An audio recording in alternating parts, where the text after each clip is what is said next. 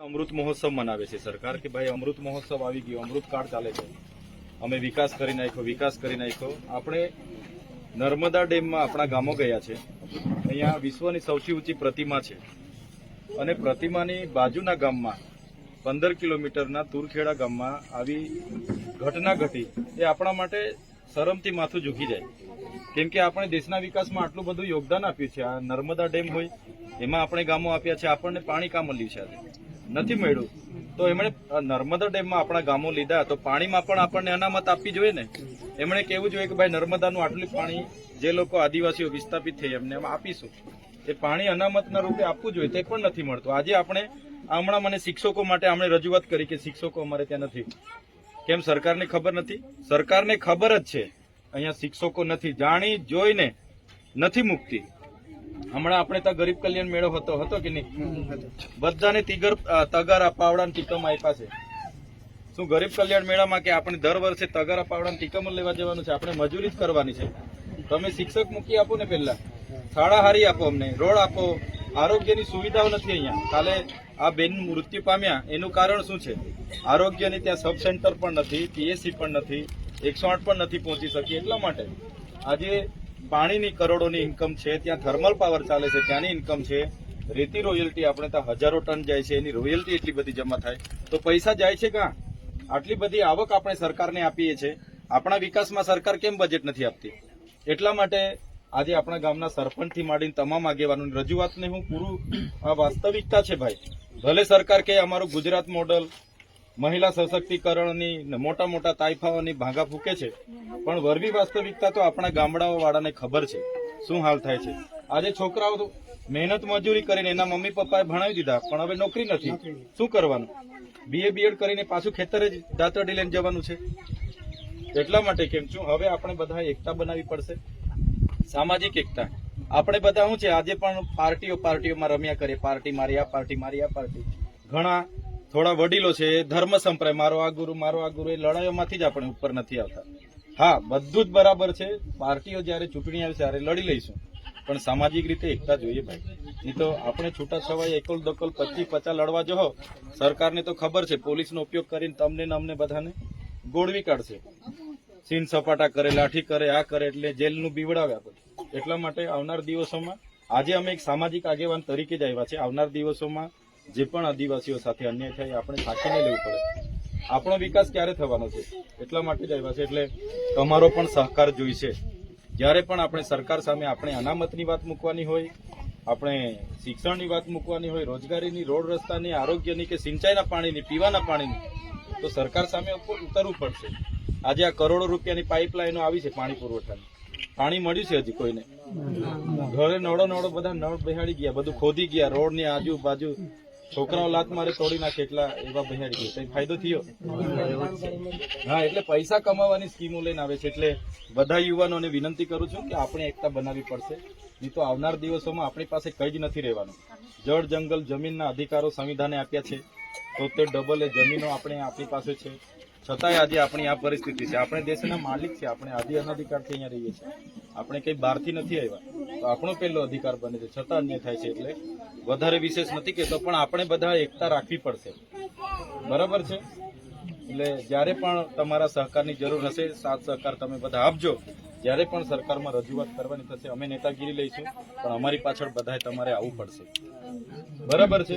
અમે તમને એવું નહીં કહીએ કે ભાઈ ચાલો આ પાર્ટી તે પાર્ટી. જ્યારે ચૂંટણી આવશે આપણે બધા વિચારીશું કોણ આપણું સારું બોલે છે, એ ઉભા રહેશે, લડશે. આદિવાસી ચૂંટાશે ને, અહીંયા તો રિઝર્વ બેઠકો છે. એટલા માટે જે માણસ આપણી સાથે રહી બોલે એને આપણે લાવીશું, એમાં કોઈ બેમત નથી.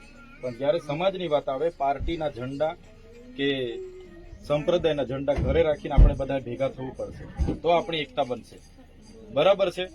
આજે આપણે બધી બોર્ડર વાળા થઈ ગયા કે આ એટલે આ નર્મદા વાળા જાણે એમને ત્યાં થઈ, તો છોટા નસવાડી વાળાને કંઈ થાય એટલે ખમાટ વાળા કે તો એમને ત્યાં થયું, આપણે શું લેવા?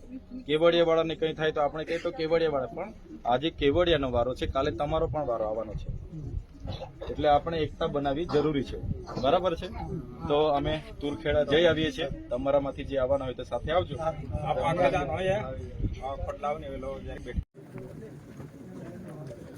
છોટાઉદેપુરના કંવાડ તાલુકાના તુરખેડા ગામે આજે અમે તમામ આદિવાસી સમાજના આગેવાનો હાજર રહ્યા છે.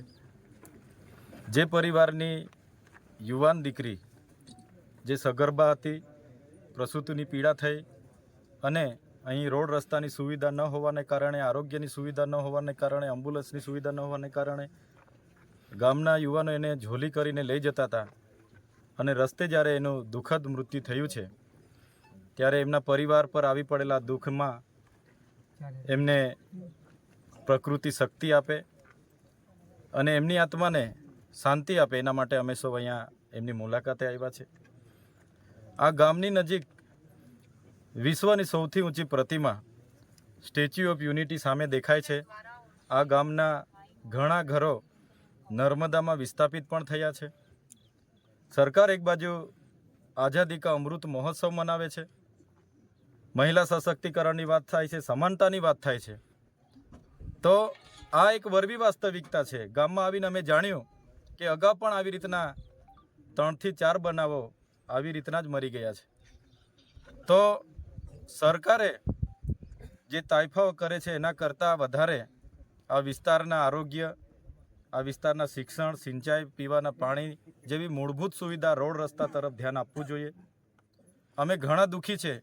અમે પોતે આ ઘટનાથી શરમથી અમારું માથું નમી જાય છે. છતાં આ પરિવાર પર આવી પડેલા દુઃખમાં એની નાની દીકરી જે આ 5-6 દિવસની છે એની વેદનાનું તો અમે બધા કલ્પના નથી કરી શકતા, પણ પરિવારની અમે સાથે છે. સરકારને પણ અમે કહીશું, અહીંના ચૂંટાયેલા પ્રતિનિધિઓ જે શાસક પક્ષમાં છે એમને પણ અમે કહીશું કે સામાજિક રીતે આ પરિવાર સાથે બધાએ આવીને ઊભા રહેવું જોઈએ. જે પણ મદદ મળે પરિવારના બાળકોને આવનાર દિવસોમાં ભણાવવાની કે તમામ પ્રકારની મદદ આવનાર દિવસોમાં સરકારમાંથી એમને મળે એ રજૂઆત પણ અમે કરીશું. સાથે સાથે આ ગામમાં આંગણવાડી નથી, પ્રાથમિક શાળા નથી, આ ફળિયામાં આવવા માટેના કોઈ રોડ રસ્તા નથી ને આ મૂળ ગામ છે. ત્યારે એ તમામ પ્રકારની સુવિધાઓ આવનાર દિવસોમાં સરકાર અહીંયા કરી આપે એ અમારી માંગણી રહેશે. રોડ રસ્તાથી માંડીને તમામ સુવિધાઓ આ જ વર્ષે આ ગામમાં સરકાર આપે એ માંગણી રહેશે. અગર સરકાર નથી આપતી તો આવનાર દિવસોમાં જલંદ આંદોલન પણ થશે. અમે લોકોએ દેશના વિકાસમાં આટલું બધું યોગદાન આપ્યું છે અને આજે અમારે આ વેઠવું પડે છે ત્યારે અમને ખૂબ દુઃખ થાય છે. એટલા માટે જલંદ આંદોલનો પણ થશે અને અમે આ ગામમાં જે પણ મૂળભૂત સુવિધાઓ બાકી છે પૂરી થાય એવી સરકારમાં માગણી પણ કરવાના છે. હાઈકોર્ટે શું મોટું પિટિશન દાખલ કરી, શું કહેશો? આ ખૂબ જ ગંભીર બાબત છે અને એની નોંધ નામદાર ગુજરાત હાઈકોર્ટે લીધી છે. શું મોટો રીટ એમણે દાખલ કરી છે ત્યારે નામદાર હાઈકોર્ટ દ્વારા ન્યાયની જે અપેક્ષા અમે રાખી રહ્યા છે તો ચોક્કસ અમને ન્યાય મળશે, આ પરિવારને ન્યાય મળશે અને જે પણ અધિકારીઓ આમાં જવાબદાર છે, આ બેનનું મૃત્યુ આપ રીતે નથી થયું, આ બેનનું મૃત્યુ વહીવટી તંત્રની જવાબદારીના કારણે થયું છે. એમના પર કાયદેસરની કાર્યવાહી થશે એવો અમને પૂરો ભરોસો છે. સાહેબ, ઉત્તરાખંડ વિસ્તાર બી પહાડી પ્રદેશ છે, ત્યાંનો વિકાસ છે, છોટાઉદેપુર નર્મદાનો વિકાસ નથી, શું કહેશો? અહીંથી 10 કિલોમીટર સ્ટેચ્યુ ઓફ યુનિટી છે, ત્યાં રાતોરાત કોઈ પણ ટીપી પ્લાન, કોઈ પણ પરવાનગી વગર મોટા મોટા પ્રોજેક્ટો થઈ જાય છે. અમને કોઈ વાંધો નથી, એનો વિકાસ થાય, પણ જે લોકોએ પોતાની જમીનો ગુમાવી છે એ લોકોનો પણ વિકાસ થવો જોઈએ. સરકાર સમાનતાની વાત કરે છે તો અમારી સાથે કેમ ભેદભાવ થાય છે?